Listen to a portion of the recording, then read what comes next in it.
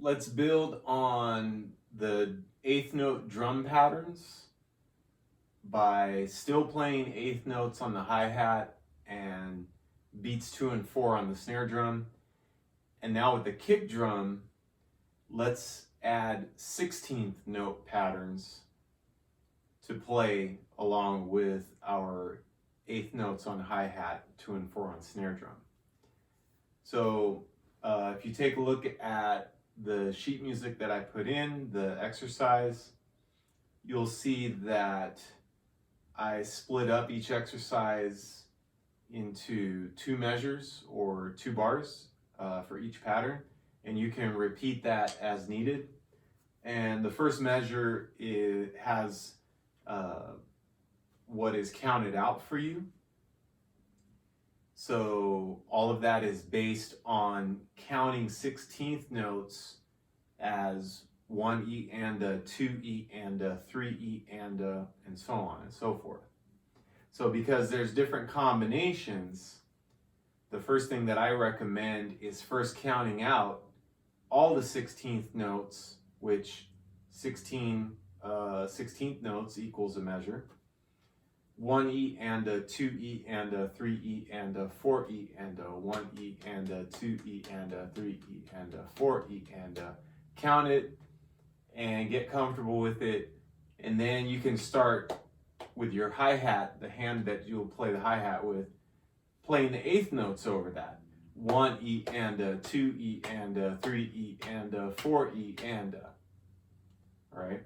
You could even slow it down if you really, if needed, to get a feel for the E's and the U's being in between the 1 and 2 and 3 and 4 and. So you could, with your hand, do this sort of exercise: 1 E and 2 E and 3. So it's almost as if you're hitting an imaginary ceiling on the E's and the U's. 1 E and 2 E and 3 E and 4 E and So all of this is working towards building that independence within your 4 limbs, or interdependence, because they all depend on each other.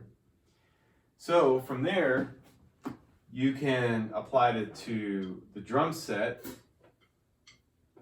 and you could start out with, again, counting out loud the 16th note patterns and playing the hi-hat, eighths, and 2 and 4 on the snare. So if I go 1 E and 2 E and 3 E and 4 E and 1 E and 2 E and 3 E and 4 E and 1 E and let me do that again. 1 E and 2 E and 3 E and 4 E and all right. Then you can go on to the bass drum, and you can start playing the patterns, starting with the first one here. I'm actually going to play 1 E on the kick drum. So I'm just going to start with the hi-hat, and I'm just going to get those first 2 16th notes. 1 E and 2 E and 3 E and ready, go.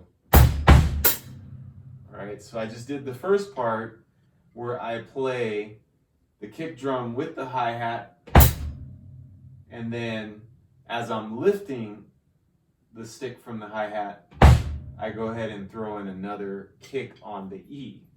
So I'll get, all right, let me do that again. And then I can go on with the pattern. All right, so I'm just really slowing it down, and hopefully I'm really breaking it down as you're looking at the exercise on paper to just make sense of it and then just get comfortable with it. So the next thing I'll do moving on is go ahead and play the full kick drum pattern with just the hi-hat and the kick drum. Let's see, 1 E and 2 E and 3 E and 4 E and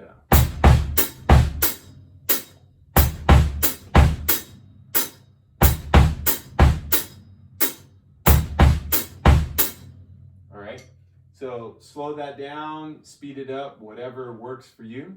Now I'll go ahead and bring the snare drum in, okay? 1, 2, 3, 4, E, and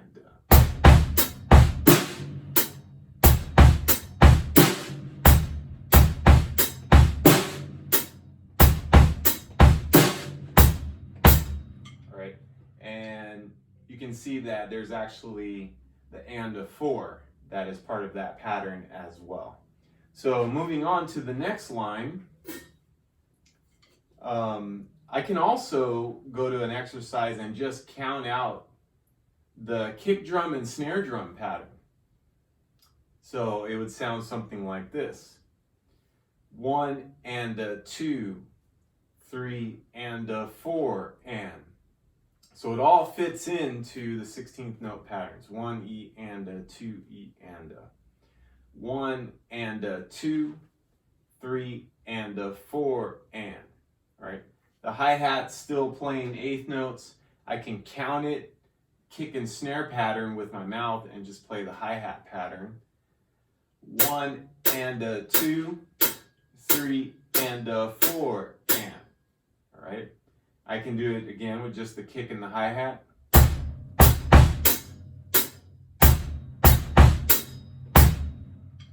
And then all together.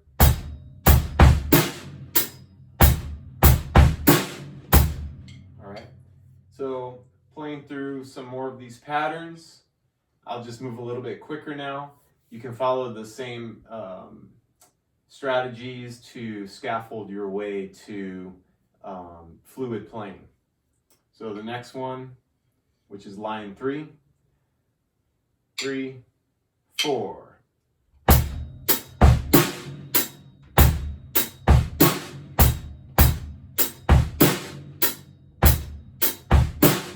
Keep going.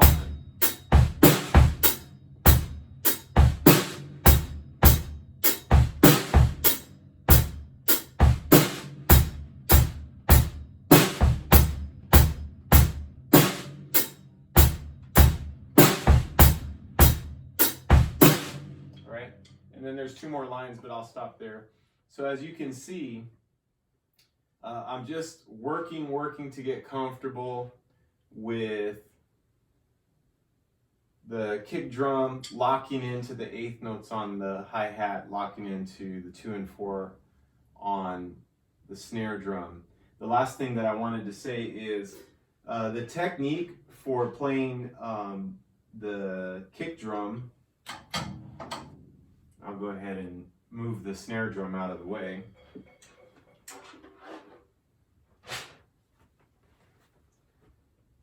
Kick drum, it's always about controlled strength.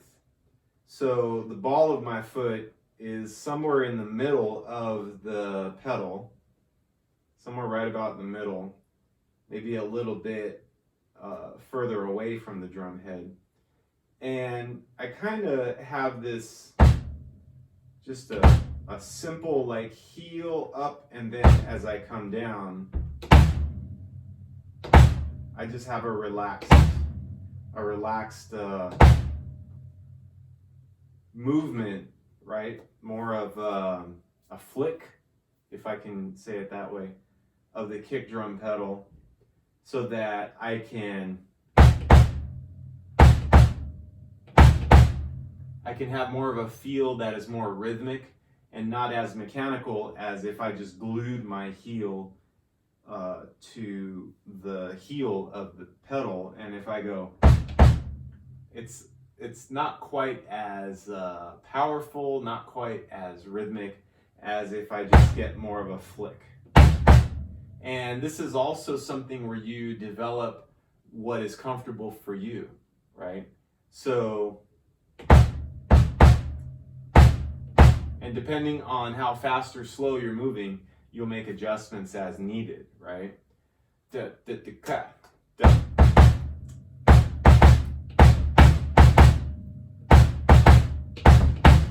Right? So a lot more relaxed, and that's something that you can just work those patterns out, fast, slow, middle, and all of it in between. So go through these exercises and take some time to get comfortable with them, and you can go ahead and record yourself and send that in. So wish you the best. Sean out for now.